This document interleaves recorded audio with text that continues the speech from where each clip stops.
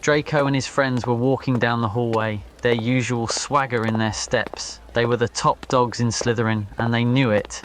As they walked, they noticed a new girl in the hallway, wearing a Slytherin uniform. She was tall, with long black hair and a sharp, almost sinister look about her. Draco and his friends stopped, eyeing her up and down. "Who's that?" one of them asked. "I don't know," Draco replied, his eyes narrowing, "but she looks like trouble." As you walked through the hallway with an air of confidence, Draco and his friends couldn't help but notice. They watched as you moved with a grace and ease that seemed almost out of place in the rigid hierarchy of the school. "She's definitely a Slytherin," Draco muttered, his eyes fixed on you. "But I've never seen her before. Where did she come from?" Draco's friend nudged him, a sly grin on his face. "We should go talk to her. She's new, and we need to show her who's in charge around here." Draco rolled his eyes, but there was a hint of curiosity in his expression. "No," he said firmly, "we'll look like fools. She's probably just some transfer student." Another of Draco's friends, Crab, leered at you and said, "She's definitely hot. Look at those legs." Draco shot him a glare but didn't disagree. He had to admit you were attractive. But he wasn't about to let anyone know that. As you walked up to Tom Riddle, Draco and his friends watched with a mix of curiosity and annoyance.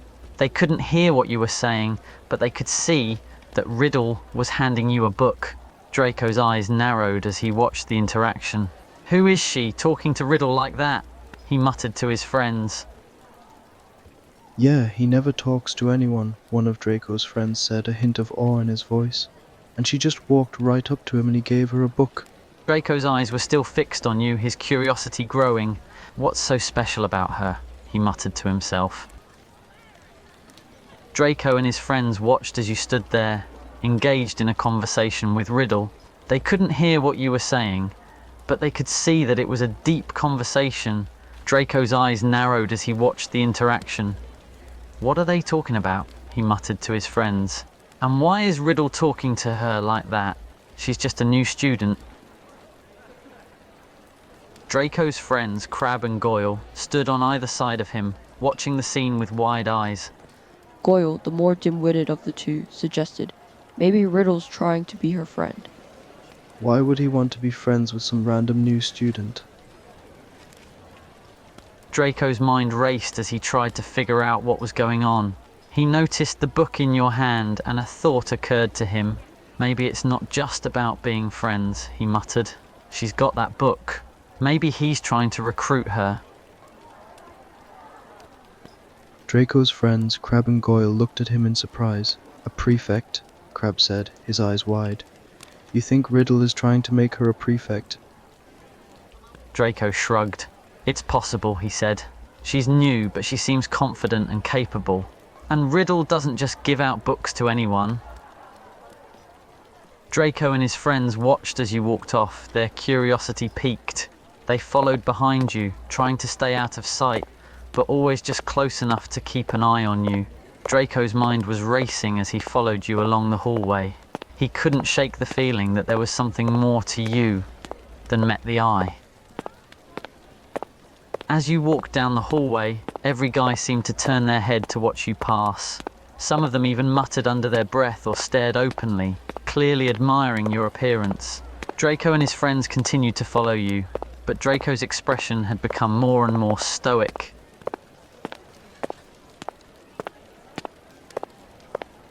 Draco's friend Mateo sidled up next to him as they followed you down the hallway. "Gosh," Mateo muttered, his eyes fixed on you. "Isn't she gorgeous?" Draco rolled his eyes, but he couldn't deny that you were attractive.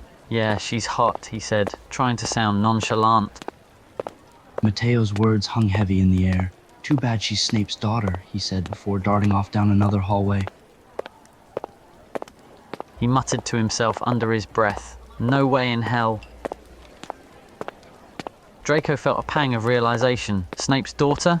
Was that why she seemed familiar? Suddenly, the pieces started to fall into place.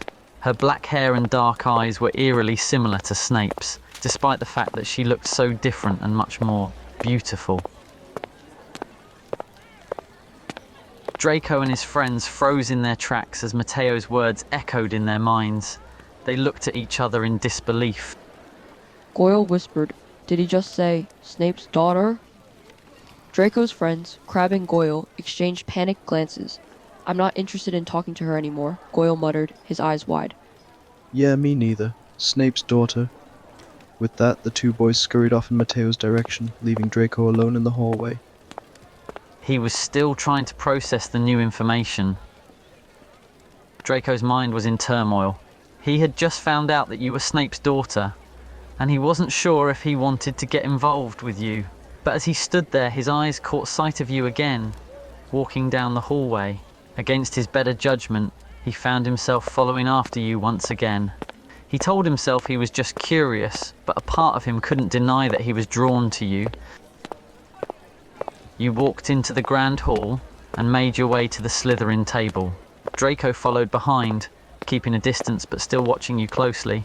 As you sat down, he took in your confident demeanor and the way you seemed to command attention without even trying. He couldn't help but feel a mix of curiosity and attraction. As you sat there reading your book, Draco found himself watching you intently. Something about you seemed so different from the other Slytherin girls he knew. You were elegant, and there was a certain air of mystery about you that he couldn't quite put a finger on.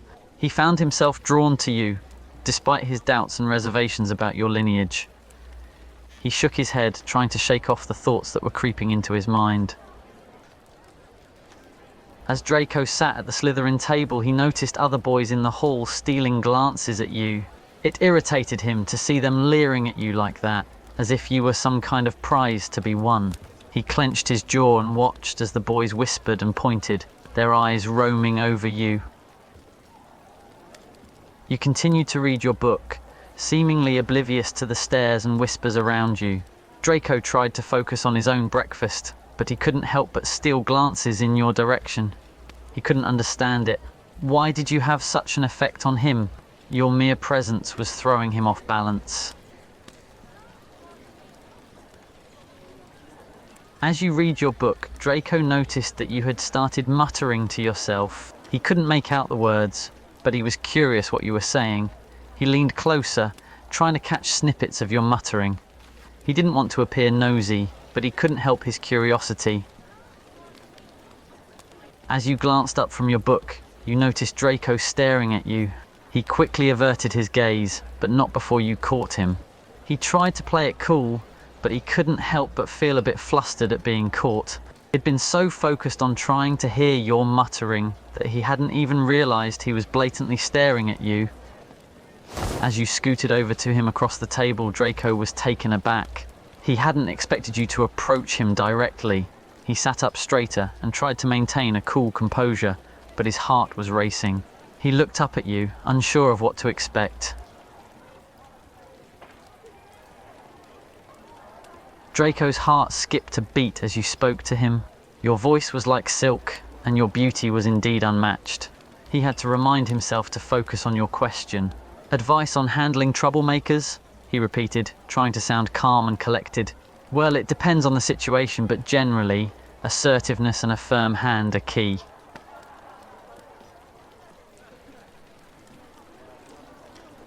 Draco watched you as you nodded gently and looked down at your book. He was taken aback by your words. Prefect?" he asked, his voice betraying his surprise. He had heard rumours about you, but actually seeing you at the Slytherin table solidified them. You being Snape's daughter was bad enough, but now you had the added burden responsibility of being a prefect. Draco's mind was spinning as he tried to process this information. You, the mysterious and alluring new Slytherin, were not only Snape's daughter but also a prefect. It was a strange combination of qualities that should have been contradictory, but somehow you carried them both effortlessly. He raised an eyebrow. "And you're sure you can handle the responsibility?" Draco bristled at your challenging gaze. He hadn't meant to question your abilities, but your confident demeanor was making him feel unusually nervous. He tried to play it off. "No, I'm just surprised, that's all," he said, trying to keep his tone nonchalant.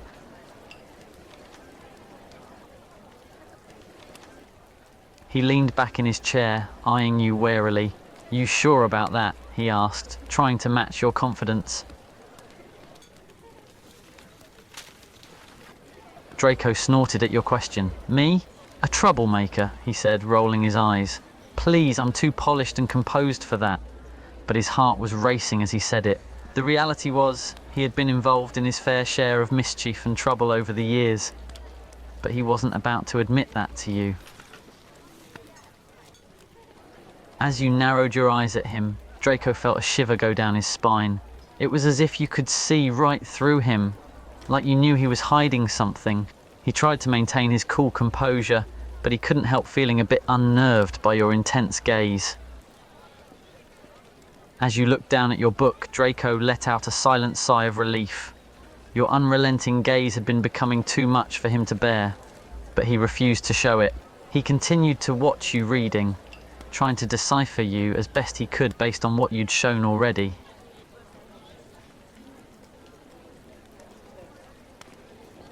Draco's attention snapped back to you as you said his name.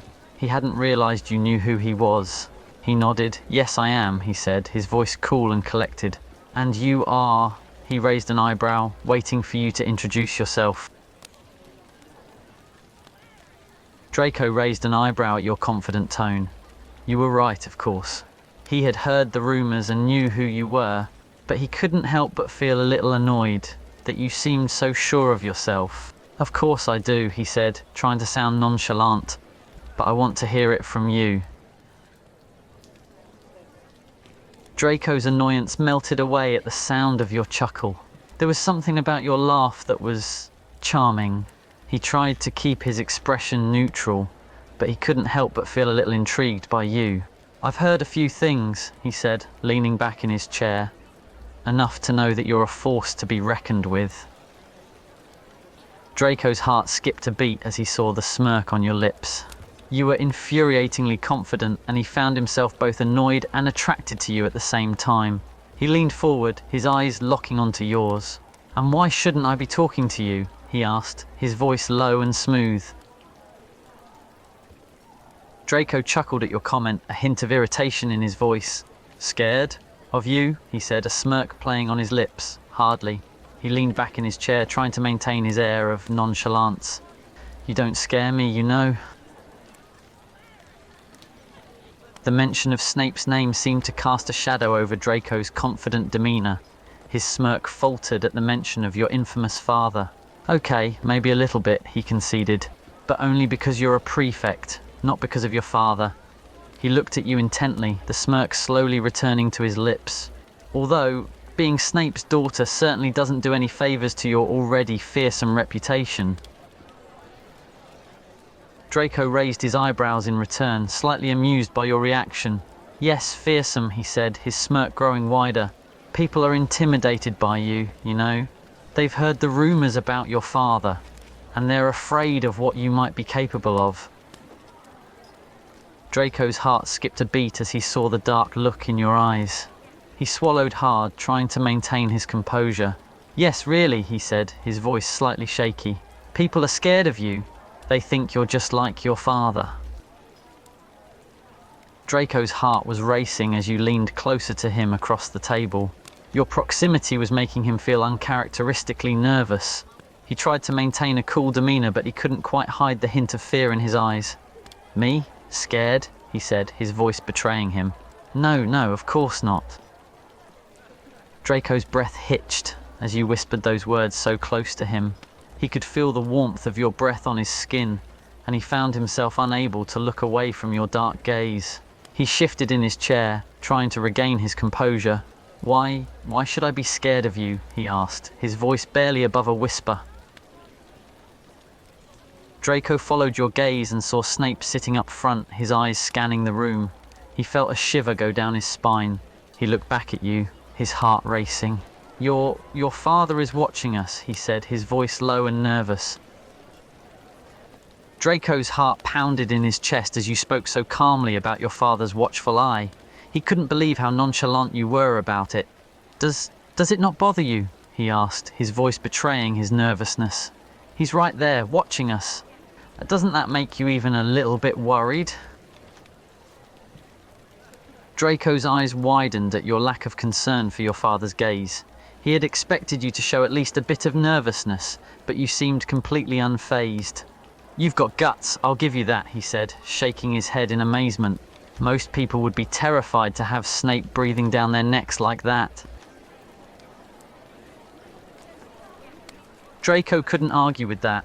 You were definitely not like most people. You were unique, and he found himself inexplicably drawn to you despite knowing who your father was. He let out a sigh, still trying to maintain his composure. "No, you're not," he said, his eyes locked on yours. You're something else entirely."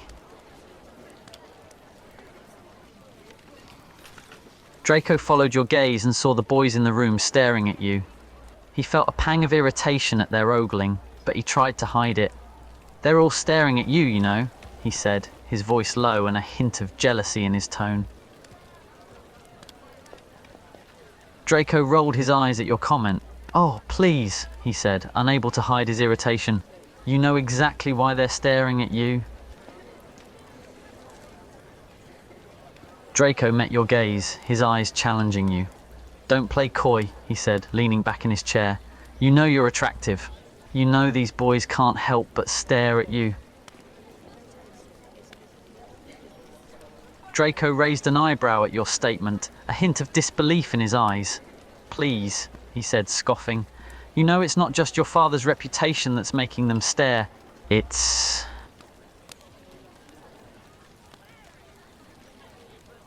Draco locked eyes with you, his gaze intense and sincere. "It's you," he said, his voice quiet but firm. "It's not your father's reputation or the fact that you're a prefect. It's you. The way you look, the way you carry yourself. It's captivating." Draco's heart skipped a beat as you closed your eyes and sighed. He could feel the tension between you two growing, and it was both thrilling and terrifying at the same time. Is something wrong?" he asked, his voice low and quiet. Draco's eyes widened in surprise at your confession. He hadn't expected you to say that. He had assumed you liked the attention, that you enjoyed the fact that people were intimidated by you. He shifted awkwardly in his seat, not quite sure how to respond. You don't like the attention?" he echoed, his voice betraying his confusion.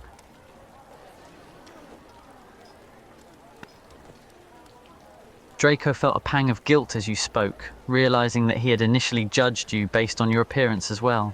He ran a hand through his hair, trying to find the right words. "I am sorry," he said, his voice sincere. "I didn't realize that you felt that way." Draco let out a dry laugh, a hint of arrogance in his tone. "They do fear you," he said. "I know they do. But that's not the only emotion you're eliciting from them." Draco's heart skipped a beat as you shot him a glance and asked about him. He tried to maintain a nonchalant demeanor, but he couldn't deny the effect you were having on him. "Me?" he said, his voice betraying a hint of nervousness. "What about me?" Draco took a deep breath, trying to sort through his feelings. He didn't want to admit it, but the emotions he was feeling towards you were mixed and complex. Fear, irritation, anger, curiosity, he said, his voice low and uncertain. "I am not sure anymore." Draco's heart pounded in his chest at your smug smile. He felt slightly defeated by your words, but also intrigued. He let out a low chuckle, a hint of arrogance in his tone. "Oh, trust me, I'll remember. And just so you know," he leaned forward, his eyes locked on yours, "I won't be so easily intimidated." Draco's heart fluttered at the mention of potions. He tried to keep his cool, but the thought of being in the same class as you made him feel both nervous and excited. "Yeah," he said, clearing his throat. "Potions. I'll see you there." Draco sat there, his mind racing as he watched you walk away. He couldn't get you out of his head. You were intriguing, captivating, and he found himself drawn to you in a way he couldn't explain. He let out a sigh, his heart still pounding in his chest. He knew he should be wary of you, but he couldn't help but feel a strange sense of excitement at the thought of seeing you again in potions class.